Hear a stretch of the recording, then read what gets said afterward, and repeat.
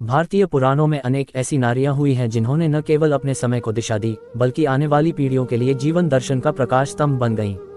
ऐसी ही एक दिव्य नारी थी माता मदालसा, ज्ञान, वैराग्य, करुणा और मातृत्व की अद्भुत मूर्ति।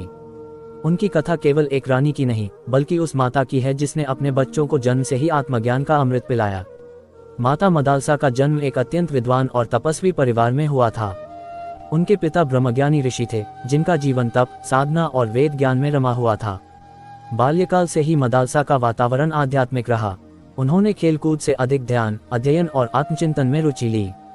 जहां अन्य बालिकाएं आभूषणों और राजसी सुखों के स्वप्न देखती थीं, वहीं मदालसा जीवन की नश्वरता और आत्मा की अमरता पर विचार करती थीं। उनका मन बचपन से ही संसार के दिखावे से ऊपर उठ चुका था। समय आने पर मदालसा का विवाह अयोध्या के सूर्यवंशी राजा ऋध्वज से हुआ। राजा ऋध्वज एक वीर, न्यायप्रिय और धर्मात्मा राजा थे। विवाह के पश्चात मदालसा राजमहल की रानी बनी, किंतु उनका जीवन भोग विलास में नहीं, बल्कि संयम और विवेक में रमा रहा। राजमहल के वैभव, रेशमी वस्त्र, स्वर्ण आभूषण, इन सब से मदालसा का मन कभी नहीं बंधा। वे राजमहल में रहते हुए भी सन्यासिनी जैसी सरल और शांत थीं। राजा ऋध्वज अपनी रानी की इस विलक्षण प्रकृति से अत्यंत प्रभावित थे। कुछ वर्षों बाद माता मदालसा को पुत्र रत्न की प्राप्ति हुई। पूरे राज्य में उत्सव मनाया गया। राजमहल आनंद से गूंज उठा। सभी को आशा थी कि रानी अपने पुत्र को राजसी शौर्य, युद्ध कला और भोग विलास के संस्कार देंगी। परंतु मदालसा साधारण माता नहीं थी। जब शिशु रोता तो मदालसा उसे पालने में सुलाते हुए जो लोरी गाती थी, वह साधारण नहीं होती थी। उनकी लोरी आत्मज्ञान से परिपूर्ण होती थी। वे गाती थी, हे पुत्र, तू शुद्ध आत्मा है, तेरा कोई नाम नहीं, कर्मों के कारण तुझे ये जन्म मिला है। सुख दुख का त्याग कर, क्योंकि आत्मा नित्य है, ये शरीर नहीं। महल की दासियां और गुरुजन यह सुनकर चकित रह जाते। वे सोचते, ये कैसी माता है जो बच्चे को संसार से विरक्ति सिखा रही है। मदालसा के पहले पुत्र का नाम रखा गया विक्रांत। बचपन से ही उसमें वैराग्य के लक्षण दिखने लगे।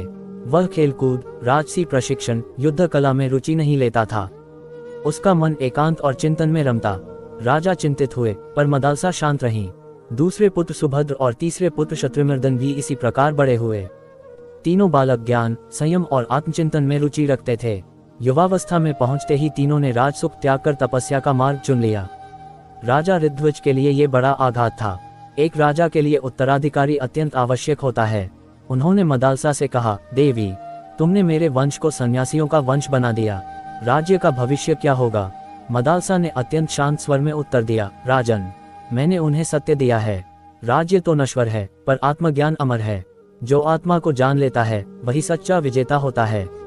राजा मौन रह गए। वे जानते थे कि मदालसा का ज्ञान साधारण नहीं है, फिर भी राज्य की चिंता उन्हें व्यथित कर रही थी। कुछ समय बाद मदालसा ने चौथे पुत्र को जन्म दिया, अलग।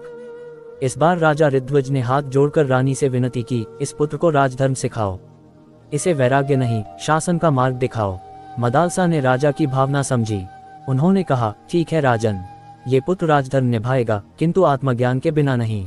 इस बार मदालसा ने अपनी लोरियों में थोड़ा परिवर्तन किया। वे अलग को सिखाती, राजा बनो पर आसक्त मत हो, शासन करो पर अहंकार मत पालो, धर्म के मार्ग पर चलो पर आत्मा को कभी मत भूलो। अलग बड़ा होकर एक आदर्श राजा बना। उसने न्याय, करुणा और धर्म के साथ राज्य किया। उसकी प्रजा सुखी और संतुष्ट थी।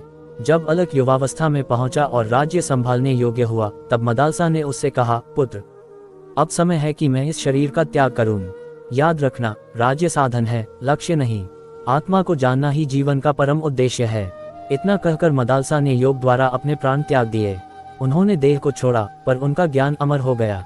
माता मदालसा की कथा हमें सिखाती है, सच्चा मातृत्व केवल पालन पोषण नहीं, बल्कि सही संस्कार देना है। जीवन का उद्देश्य केवल भोग नहीं, आत्मज्ञान है। राजा हो या सामान्य व्यक्ति, आत्मा सभी में समान है। वैराग्य पलायन नहीं, बल्कि जागरूकता है। माता मदालसा केवल एक रानी या माता नहीं थी, वे एक जीवित उपनिषद थीं। उनकी लोरियां आज भी भारतीय दर्शन की अमूल्य धरोहर हैं। उन्होंने सिद्ध कर दिया कि यदि बचपन से ही सही ज्ञान दिया जाए, तो मनुष्य जन्म से ही मुक्त हो सकता है। माता मदालसा को शत शत नमन।